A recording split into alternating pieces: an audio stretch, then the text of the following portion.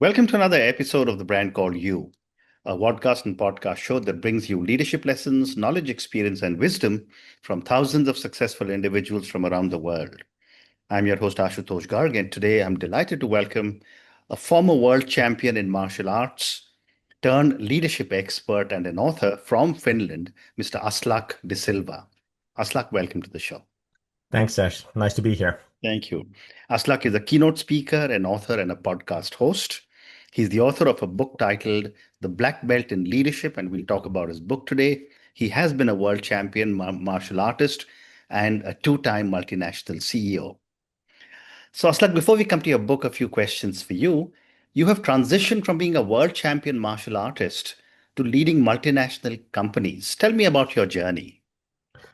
Well, yeah. I'm half Sri Lankan, half Finnish. So when I was growing up, so kind of like I got into fights. Sometimes my fault, sometimes not my fault. So then I got into martial arts when I was 12. So I think it was a good way to kind of spend your energy, learn fighting, and then I got carried away with that. So I was training it until I was about 27. So I was teaching it also outside of Finland in Norway, Sweden, Denmark. So that was my life. Then, as with many sports people, so then I got injured in a way that then doctor said that maybe my fighting career is over. So I broke my hand twice. And then I started working in professional life and started with entry-level positions and lived in Ireland for a while, then in Finland, back to Finland, and so on. So I noticed that I was very passionate about developing my skills as I was a martial artist, and then I kind of applied the same principle for my work life. And then a few years later on, I noticed that I was already leading people, teams of 20, 30 people, and scaling up operations into international companies. And the latest kind of ventures, I've been a CEO for Nordic Business Forum, which is one of the biggest leadership conferences in Europe, with about 8,000 people in the audience and tens of thousands watching online. Past speakers like President Obama, George Clooney, Brené Brown, have the big names. Now we had Simon Sinek. Mm, And then last venture was with Selfie Store, which we scaled to 25 countries in Europe. mm. And I was leading a team with more than 50 nationalities there. So kind of so putting the same principles as with training martial arts to work life. And then I'm here now. So now I'm coaching Amazing. the black belt in leadership concept. So kind of helping leaders and executives to understand like, okay, how to manage in high pressure situations and like how to start developing your skills as you would as a martial artist. Wow, what an amazing story. And how has your martial arts background influenced the way you deal with setbacks and failures? Yeah, that's a good question, Asha. I mean, um, in martial arts, you often talk about do, which means then the lifelong learning, and it's a Mhm. path for you. So a setback is just a bump in the road. So you always understand that there's lessons learned. So I say that win or lose the fight, so you train tomorrow. So it's not about the outcome. It's more about like what will you become after that, if it's a setback or a challenge or an opportunity. Mm, So I mean that's then the same mindset that I have with business life and leading people is that okay, you understand that if something happens, so of course you need to fix the problems that you have there, but you just need to move on, move forward and develop yourself based on the feedback that you got and just become better. So I mean that is in core in martial arts anyway. So that's the same principle that I apply for life in general as mm, well. amazing. Aslak, let's now talk about your book, The Black Belt in Leadership. And I'm going to ask all our viewers and listeners to go and check out Aslak's book. I'm going to do the same. And my first question is, what inspired you to write The Black Belt in Leadership? How did you manage to merge martial arts and business leadership into a single framework? Hmm, that's a good question. So I've been kind of writing notes, so kind of what I learned, and then talking with people. I do keynote. So then I started noticing that there are many people who are interested in my background and how that impacts my leadership and the way I see life or business life as well. So then I started to put this in a piece of paper and then online tools. And then for about 10 years, I noticed that when I made a mistake or I learned something, so I wrote it down. So now came the time for me to kind of put it in as a book and on a paper. So I've noticed that I have plenty of lessons there. and I had a good time kind of since the selfie store was sold to or acquired by another company, so I had more time now to kind of put my effort of these things. And then I was thinking that okay, Hmm. let me combine the keynotes I've done. I write articles on Forbes as a business council member, so kind of like putting all those and then try to find the angles that I see people kind of thinking that I wish I knew that before. Mm. There are lots of things. So I mean, as a martial artist, so I'm using this as an example that if you were about to enter world championships in 6 months, so each morning that you wake up, you would have that goal in your head. You would start training, and you would exactly know that I need to be in physical fit. I need to train the techniques. I need to train sparring, and you want to become better. But what if I told you that in 6 months you will start in a new position? Do you have the same passion, the same motivation? Many leaders start to study the company, but they don't study leadership for that Mm. moment. And Mm. I say that that's the huge difference, that if you apply the same principles from the start, whether it's Mm. that you're having a keynote, so how you prepare or how you meet people with full presence. So I noticed that in martial arts, these are taken for granted and these are trained every day. And for leaders, these were more like that you go to one course or read one book and then you believe that you have mastered it already. And I was Mm. like, well, that's just the start, Yeah. that you would need to do this every day. So that's why I kind of thought that, okay, let's write a book where you have kind of these 20 lessons, different angles, different lessons, and show that how they are applied in martial arts, but how they are also applied in leadership, which I have tested then in Mm. boardrooms and leading people and so on. Very interesting. And since you just told me about the 20 lessons, tell us about a few lessons in your book, The Black Belt through the Black Belt Framework, and what are some of the core elements of your book? Yeah, sure. So it has basically four different paths, starting with kind of the dojo of discipline. So kind of understanding that what does discipline mean and how to apply it in different settings. Anything from how to build a proper vision to kind of how to lead with gentle power. Because I mean, we all have emotions, but if you can control the emotions in a way that you are not bad for people and you lead with care, so you get better results. So kind of starting Mm. from that side, then going into kind of the mindset mastery. So what does it mean that how to build your mindset in a way that, like you were asking already, that what if you have setbacks or how to recover? So Yeah. anything from these, from how to have a mindset of developing strategy or your emotional mastery as well. That because again, emotional intelligence requires also the mindset. It Right. requires discipline, but it requires the mindset. Then we go kind of to the inner fight where we all have doubts. You might end up in a block, or you feel that you're not good enough, or sometimes I was leading the event industry company when COVID-19 hit. So there's no path forward, but it's also inner fight first, that you need to, as a leader, to show up. And how do you show up? And then Mm. the end is the final path is more about the path forward. So okay, that when you know these things, so what's the future going to be like? So anything from I have this concept called tetrising your life into balance. So we have other stuff as work. So we have friends and family and our health and everything. So how to balance them out in a way that every day you can advance in all of those, or sometimes you have to say that, hey, I have no times for, let's say, to meeting friends every day. So let's Mm. arrange a party once a year or so on, so that you kind of make conscious decisions of having these blocks of life in the right path. So I think Mm. that's kind of the overall. Right. You were asking like maybe one lesson. So I mean, my daughter, younger daughter, she trains Taekwondo, which is a martial art as well. Yeah. So she's super happy. Said, "I want the black belt," and she's asking, "What do I need to do to get to the black belt?" And then it's Mm. easy to tell her that, hey, you need to train for maybe 5 to 7 years. Go to training, go to competitions, and learn and become better.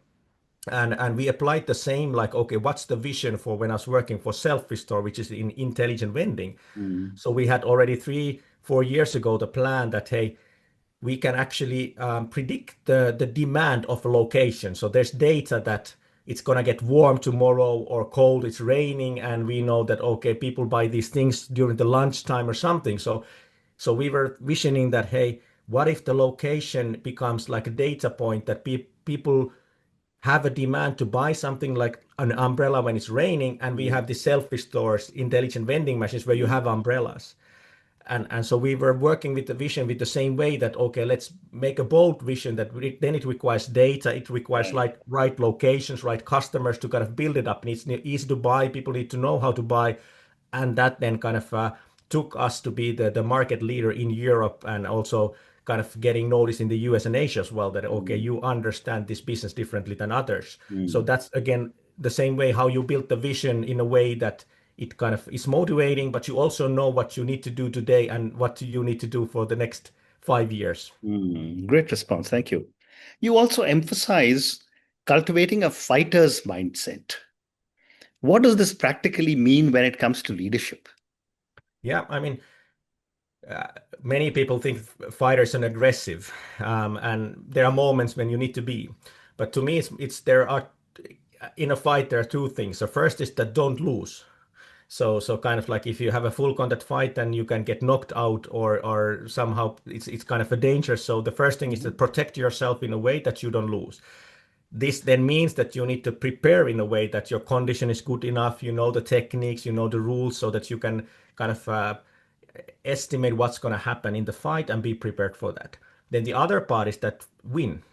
And then it's about the mindset that when something happens, so do you have that strength to try to find the winning technique, the winning moment, the mhm, opportunity that you can tackle in that moment and find a way to win.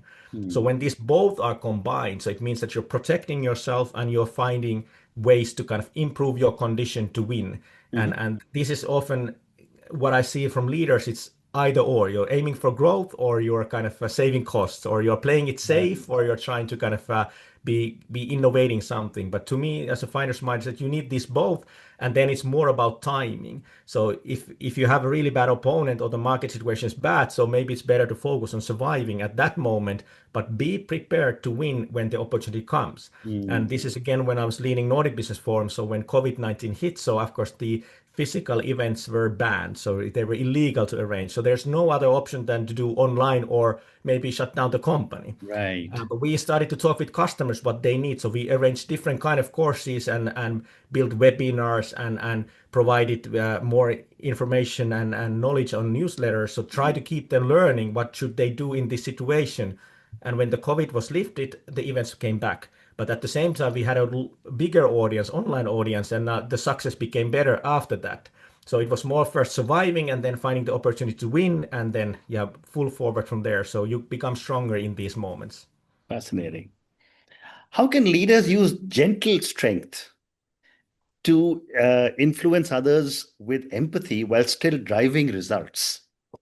Yeah, that's a really good question, Ashton. I mean, I was born and raised in Finland, so here we have very equal opportunity for everyone. And I mean, for some cultures, it looks Yeah. different when you're leading. So you think that you have to have a power and you need to kind of tell people what to Mm, do.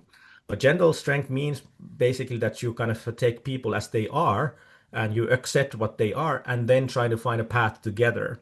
So mm, you basically value everybody, you give them equal opportunities. Your emotions are maybe more warm than kind of saying that you need to do this. I hired for you to do this here. You need to focus on that because I tell you.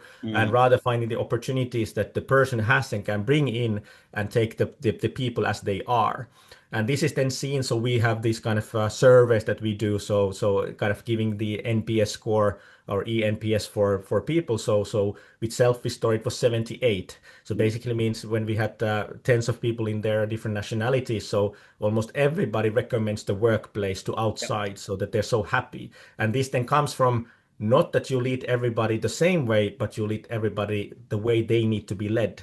You know Mm, the people by name, you are interested in what they do and supporting them for success rather than demanding something that you need to do this because this is the opportunity. Doesn't mean that you don't have tasks, you have job descriptions and everybody's focusing on their area, but you still listen to them and the ideas and are open to kind of get feedback from anybody all the mm. time and just to kind of gather up the information and make everybody valued. And then together as a team, then you'll succeed. Very interesting. And Aslak, what role does discipline, something so central in martial arts, play in business leadership?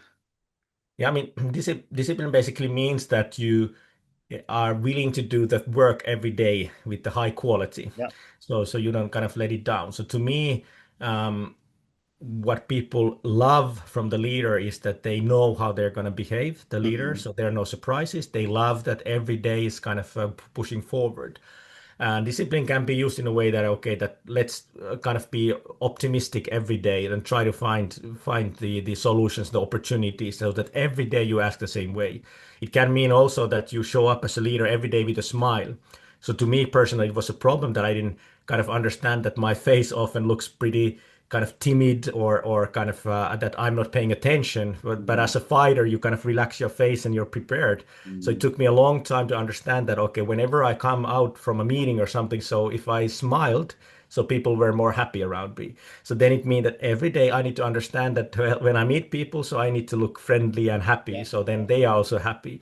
And Mm, that then becomes with discipline. So when you notice these things, so it just becomes like a natural thing for you and you do it every day all the time. So you start paying attention to these small details. mm, So discipline also in the if we talk many people talk about growth mindset so that you want to kind of become better every day. So there as well, disciplines in the core that you actually do that every day and mm, do those tasks that you know that are important. So and keep that track. So for instance, I had a meeting that we had all employee call always every Friday, same time, everybody has a chance to talk so that everybody kind of have their routines, they know what's going on there, mm, but also like really focus that it really provides value for everybody. So that again requires discipline because every day I might have a different thinking or I might feel that I'm busy on Friday. So I might kind of turn into myself and think that I would want to do something else. But with mm, as a leader, when you have a strong discipline, so you understand that you are there for the others and mm. keep their routines in a place that they can kind of advance. Yeah. Fascinating.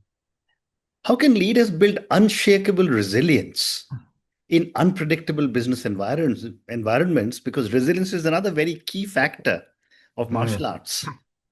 Yeah. And there are, of course, again, many ways. I mean, resilience comes with experience Mm, as well. So, kind of that you kind of go into those moments when you are tested and then you learn. So, we already kind of covered that two sides. So, not to lose and how to win. mm, But I would suggest that leaders take on these kind of different tasks and try to push yourself to kind of maybe close to the comfort zone end and sometimes over it so that you kind of have to be in a moment where you feel a bit unease and maybe unsecure that where it's gonna go for and maybe you doubt yourself. And then you study those moments that how do you feel in that and what can you do? And then you start kind of understanding that if you calm yourself down in those moments, you see more. mm, So a fighter, when you go to a fight, so kind of again, first is that you're not overly stressed. If you have your heartbeat is very high, so you need to learn how to calm yourself down. And often in those fights, you have little breaks. So if you survive the first round, so you have maybe 1 minute break, and you have a coach who helps you that hey, let's breathe, let's focus on these things and go back. mm, Often resilience comes from the same way. So I mean, it's kind of like an energy battery that you have. So you need to be able to understand that now I'm losing the battery. So now I need to focus here, take a breath, go back, mm, and kind of deal with that moment there. And then after the kind of the hard fight, you need to rest, recover, and come back. And mm, again, it's more about routine. So I'm advising a lot of time leaders that if you have a really hard meeting, so clear your calendar so that you have strength energy to be back because if you're draining your mind constantly so you lose your resilience and the capacity to think. So mm, that's why you need to kind of control the pace and then you develop your muscles the same way as you would in sports that you cannot mm. train every day 8 hours full power. You need rest as well and then kind of have these Yeah. seasons when you invest more and challenge yourself constantly. So resilience becomes better when you have challenges that you sometimes overcome and sometimes you make mistakes. But Mm. again, more experience from these helps you to be more resilient. Amazing. Thank you. Aslak, many leaders struggle with emotional intelligence. What simple practices can you recommend so that they can help, they can grow in the area of managing emotional intelligence? Mm. Yeah, for me, that was hard in the beginning. So when I was a fighter, so I was used to kind of knocking people out. So Mm, I was trying to see if they were afraid of me or are they nervous or what's kind of the feeling in the fight when it started and during the fight. But then I noticed that actually in team members as well, so they have these similar feelings that you can mm, read. So of course, there are two sides for emotional intelligence. One is that you can control your own emotions so mm, that you are stable person, you don't get angry by suddenly and shout at people. mm, And the other side is that you kind of read the room and read the people. So I have this kind of training that I have from kind of white belt to black belt, different levels. So actually in the yellow belt, so we are kind of monitoring how people feel and trying to see that okay, if somebody's tired or if they have kids so they're often tired in the morning or have they stress or what are they thinking, and then ask these questions from people that today I feel that you're not there the same way as you were yesterday. Has something happened or what are you thinking? So that we kind of get the other person to explain to us what they are feeling and how they are there. And I understand again the different cultures, it works differently. So in the Nordics, people are quite open, and I understand that in India, it might be sometimes hard to say that, hey, I'm actually stressed about the work, that I'm not meeting the deadline. So, Yeah. but if you kind of build it in a way that then it becomes psychological safe to you to talk about your own problems as well and explain that hey today I'm not at my best, so Mm, sorry for this. So if you tell these to people, so then they start opening up again, and then you both all can share the emotions and have words about it. And the mm, more you talk and the more you understand, so then it becomes better. An mm, example that I want to share is that I'm maybe more extrovert myself than introvert. So I noticed that I'm happy to go into meetings, and then it doesn't matter if I know the agenda, I'm always happy to pitch in. But then I noticed that some people became quite stressed in the moments that, hey, what is this? And they didn't tell me about their ideas. But when I talked with them one on one, so they were sharing everything. So then mm, I understood that okay, their way of understanding the situation is that they want to be prepared rather than kind of put in the spot. And I started sharing the agenda with them before. I started asking questions from them before we went to the meeting. And then I could say that, hey, let's say that you, Ash, were introverts. So that I said that, hey, actually, Ash had a great idea that we talked before mm, and built the segue for you to come. And again, you can then sense the difference there that, okay, the introvert became happy and can talk about and they are mm, comfortable. And this is kind of the emotional intelligence skills that you can mm. have. This is kind of one example. There are many others, but Yeah. just as an example, that same person was contributing a lot more to the meeting when you dealt with that person in a way. Amazing. I have time for two more questions. How do you help leaders sharpen their focus and avoid distractions in today's fast-paced world? Yeah. Well, I mean, I meditate myself every day and do kind of yoga exercises. So the way I start the morning is that I start learning and I check my body, how am I feeling? So what's Mm, my kind of energy level today? So that is something that I also coach other leaders to do, that, hey, you need to have this kind of a set of measurements. Maybe they are not clearly that, of course, we have these kind of aura rings that measure your sleep mm, productivity and everything, or Apple mm. Watches and others, so they give you some data. Yeah. But when you learn that, okay, we all have good days and bad days and something in between. So Mm, we start from there to be able to understand where we are and that how that impacts the day. And then when in the morning you can then decide, okay, that here is the things that I want to kind of get through and be present and focused. So then it helps you there. But if we kind of don't have anything that we routinely and with discipline do every morning, so then we are just kind of have no control. Everything comes to us quickly and we have yeah. no time to plan and stop. So that's how I start that, okay, we can do the same during the day. So I, for instance, in the afternoon, I go to train often so that it gets me away.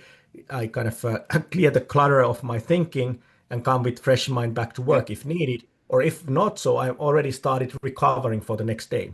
So Mm, try to kind of have these breaks where you can kind of control your mind in a different setting, and mm. then you can have a better focus after that. Fascinating. And my last question for you, Aslak. How do you see leadership evolving in the next few years, especially with AI and global disruption? That's a really good question and a tough one, Ash. Yeah, but I mean, I believe that we kind of go more into human leadership. And we need to be able to understand that we all come from different backgrounds. Mm, Um, our kids are used to with AI already from the start, so they yeah. might use it for the school. And then we have workforce that are maybe Mm, afraid to use the AI. And I remember as a joke when I was growing up, so my parents used to ask me that, are we now online? So when there was the modems and everything, so people will ask that, are we using AI or something? So that there's going to be a huge difference between mm, different people how they understand this. yeah. So from leaders, it requires more and more human leadership to be there for the people and to understand. Of course, on the business side, it provides us great tools that Mm, can kind of manual labor for these kind of online things and digital ones are there are plenty of things that we can do that. So data can be put in the AI, and immediately you can ask questions and find Correct. this out. So it requires different thinking from people, and I believe that leaders are then responsible to train people to understand these opportunities and find the path. But more and more, we need to deal individuals as human beings and support them in their growth and make them feel valued and happy at work. And I think that's then the key for leadership in the future, at least in my opinion. Yeah, absolutely. And on that note, Aslak, I just want to say what an amazing conversation I've had with you. Thank you for speaking to me about your own incredible journey. I just love the way you have correlated so many different aspects of your expertise in martial arts with leadership in the corporate world. Thank you for Thank you. speaking to me about your book, The Black Belt in Leadership. Thank you for giving us such amazing pointers on so many different aspects of leadership. I'm sure viewers and listeners will gain a lot by learning all the 20 pointers that Aslak has in his book. Thank you again, Aslak, and good luck to you. Thank you so much, Ash, for having me here. Thank you. Thank you for listening to the Brand Called You videocast and podcast, a platform that brings you knowledge, experience, and wisdom of hundreds of successful individuals from around the world. Do visit our website www.tbcy.in to watch and listen to the stories of many more individuals. You can also follow us on YouTube, Facebook, Instagram, and Twitter. Just search for the Brand Called You.